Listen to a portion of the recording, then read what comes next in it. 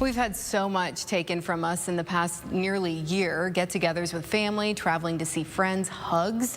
Is there some way to recreate those warm feelings in words or social posts? Well, there might be. Anneke Godlewski from the Market Inc. is here with some ideas through a program called Community Connections that you guys started up. Tell me a little bit about that. Good morning.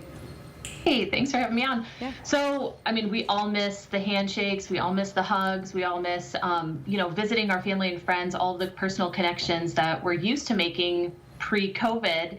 And we just started off this program called Community Connections, and it started as an online course for business owners, giving them a weekly tip of how to connect with their clients since they're not seeing them in person anymore, not having them in the office. But we adapted it to families so that families can do the same thing.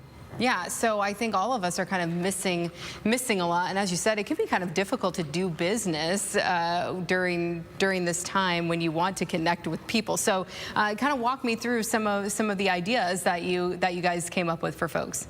Yeah, so it's everything from sending handmade cards, or handwritten cards rather, sending pictures to nursing homes. It's dropping off donuts to fire stations and police stations. A lot of the nursing homes are really hit hard. I know my grandmother, she might be watching, but I haven't been able to even talk to her because she's in a nursing home. But contacting nursing homes and seeing if kids can read to the residents via Zoom. I know a lot of these nursing homes have larger TVs within community areas that they might be able to do that.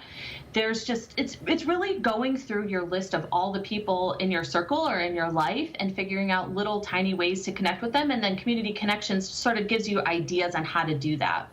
And talk a little bit about the benefit here when we say, well, we're giving our time, or, maybe giving some resources, but there's a benefit here.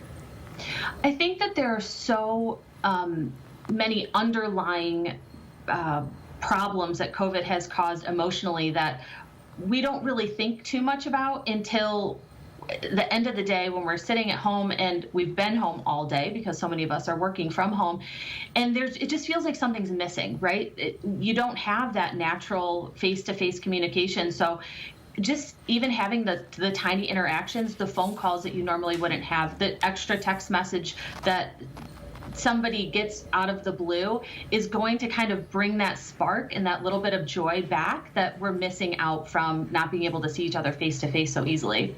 And how about, the importance of involving our kids in this sort of thing as well?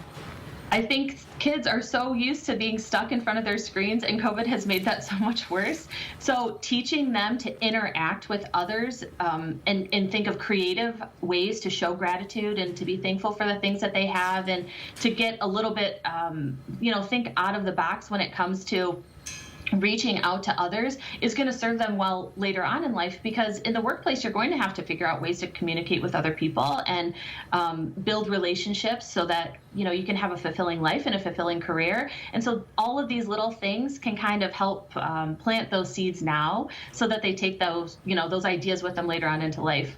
And I love seeing when people are doing these types of pay it forward things. You see it on social media. Somebody will say, I was at the drive-through line at the coffee shop and somebody, paid for my coffee. And these are the types of things that we're talking about. And maybe just to branch out a little bit more and push yourself even more. Right. And it takes so little time too. If you think about the last time you received a card, or even just, even like a little gift card or something completely unexpected, it wasn't necessarily the amount of money that was spent on that card or on the gift card, but it was the out of the blue surprise that stuck with you. And so many people are desperate for positive things right now, and if you can take a couple extra minutes and not even spend any extra money, just take a couple extra minutes to do something nice for somebody else, it'll have a big ripple effect. Absolutely. So you've mapped out like 50 things that you can do. You're making it easy for people. Where can they see that list to get some more ideas?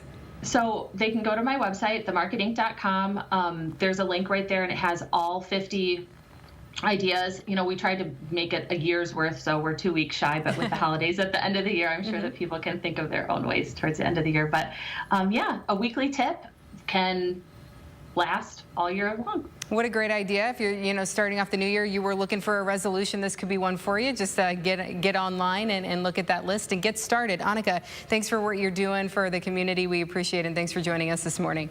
Thank you. Yep, take care. Stay with us for more WTOL 11 Your Day. Chris